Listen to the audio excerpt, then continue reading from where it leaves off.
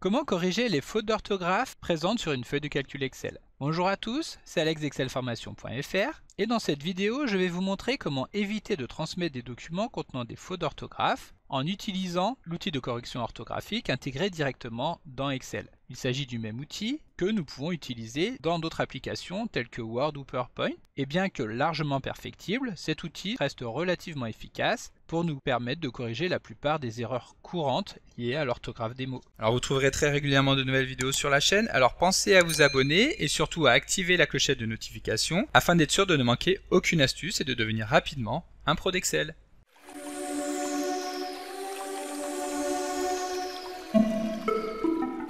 Comme d'habitude, si vous voulez être sûr de bien comprendre tout ce que nous allons voir dans le cadre de cette vidéo, vous pouvez télécharger le support de ce tutoriel ainsi que son corrigé en suivant le lien disponible dans la description de la vidéo, ce qui vous permettra de réaliser les opérations en même temps que moi pour bien comprendre tout ce que nous allons voir dans cette vidéo. Alors comme vous le savez, Excel est un outil fabuleux qui nous permet de produire des documents plus ou moins élaborés et c'est pourquoi il serait vraiment dommage de ne pas parvenir à faire passer un message en raison de diverses fautes d'orthographe disséminées ici ou là dans le document. Et donc comme la plupart des fonctionnalités proposées par Excel, si nous voulons lancer le correcteur orthographique, nous allons pouvoir utiliser plusieurs méthodes. La première de ces méthodes va consister à nous rendre dans le menu Révision du ruban afin de cliquer sur Orthographe. Nous pouvons également parvenir au même résultat en utilisant cette fois-ci le raccourci clavier F7.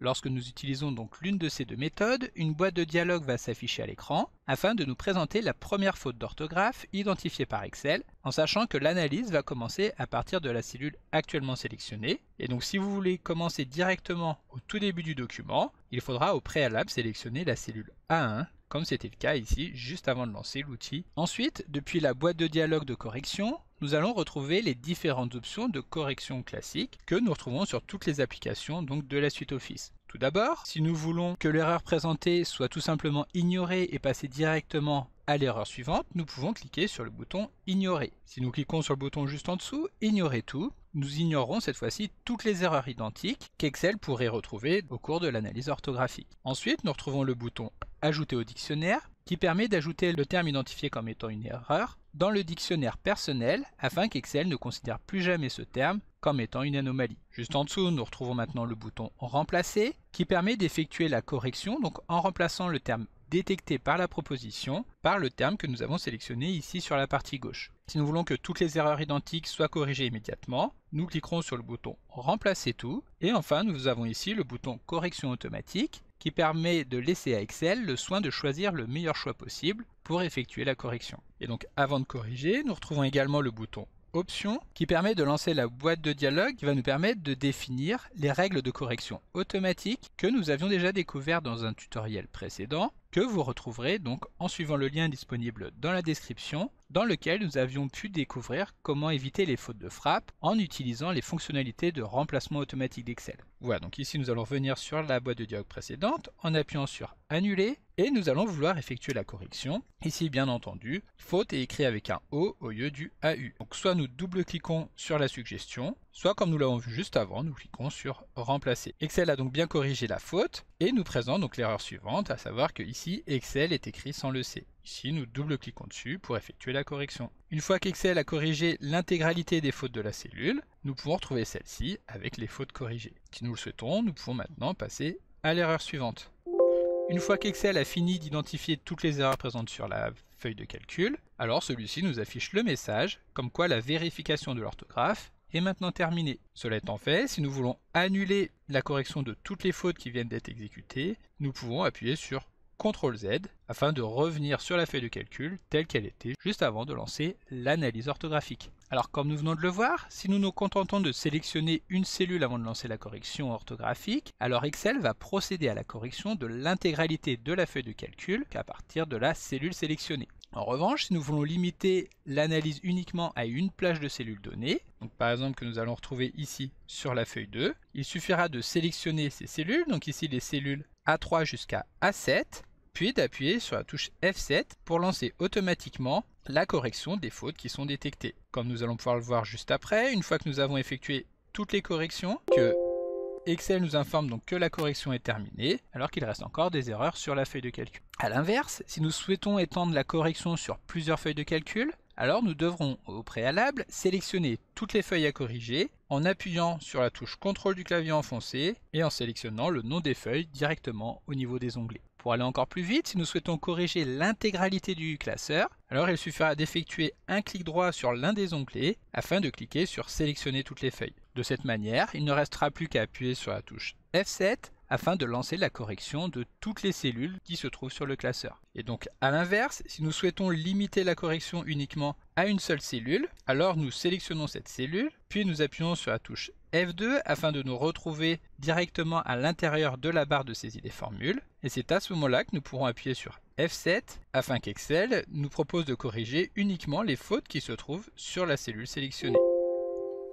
Pour finir, si nous souhaitons ne corriger qu'un seul mot au sein d'une cellule, nous devrons donc double-cliquer sur celui-ci pour le sélectionner, puis nous appuierons sur la touche F7. Ici, Excel va donc nous proposer de remplacer la manière dont le terme saisisson est écrit, mais va conserver la faute sur le mot texte. Alors il faut savoir que par défaut, la correction est effectuée dans la langue locale du système d'exploitation, mais si nous souhaitons, nous pouvons ajouter d'autres langues dans l'analyse. Pour cela, nous allons nous rendre dans le menu Fichier afin de cliquer sur Options. Ensuite, nous allons nous rendre dans la rubrique Langue, et sur la partie basse, donc dans Langue de création et de vérification linguistique d'office, nous pouvons cliquer sur le bouton Ajouter une langue. Nous allons par exemple choisir la langue grecque, puis avant de valider, nous allons cocher l'option Télécharger les outils de vérification linguistique, et ensuite nous allons cliquer sur le bouton Ajouter. Excel nous informe alors qu'il va installer la nouvelle langue, et qu'il sera nécessaire donc de redémarrer Office pour pouvoir l'utiliser directement en tant qu'outil de correction. Ici, nous cliquons sur OK, afin que la langue puisse être directement intégrée dans notre installation d'Excel. Alors attention, il faut savoir que les outils de vérification linguistique ne sont pas disponibles pour toutes les langues que nous retrouvons dans la liste. Et donc lorsque ce ne sera pas le cas, il sera impossible donc d'activer l'option télécharger les outils de vérification linguistique. Voilà, donc maintenant, nous allons voir qu'en plus de la correction orthographique que nous venons de découvrir, nous allons pouvoir utiliser le dictionnaire des synonymes, lequel va nous permettre de trouver des termes ayant la même signification que ceux qui sont déjà saisis dans la feuille de calcul. Et donc pour pouvoir utiliser le dictionnaire des synonymes, nous allons commencer par nous rendre sur une cellule, puis sélectionner le terme pour lequel nous allons vouloir obtenir un synonyme, et ensuite nous allons nous rendre dans le menu Révision afin de cliquer sur Dictionnaire des synonymes. Comme nous pouvons le voir, sur le panneau latéral situé sur la partie droite, Excel nous propose donc une série de synonymes qui correspondent au mot vente, et si nous cliquons sur l'un de ces termes, alors ce sera celui-ci qui sera utilisé afin de générer la liste des synonymes. Si nous voulons le modifier dans la cellule, il faudra alors venir le modifier manuellement. Excel ne va pas remplacer le contenu directement de la cellule. Donc comme d'habitude, vous pouvez télécharger le support de secours en suivant le lien que vous trouverez dans la description de la vidéo. Si la vidéo vous a plu, n'oubliez pas de la liker et de la partager à vos collègues et amis sur l'ensemble de vos réseaux sociaux. Et vous pouvez également me laisser vos impressions dans l'espace des commentaires, je lirai chacun d'entre eux et y répondrai avec plaisir. Évidemment, si ce n'est pas encore fait, abonnez-vous à la chaîne pour ne manquer aucune astuce. C'est également très important pour m'aider à gagner en visibilité afin de pouvoir développer la chaîne et continuer de vous proposer des tas de nouvelles vidéos. Merci d'avoir suivi cette vidéo et à très bientôt pour un prochain tuto.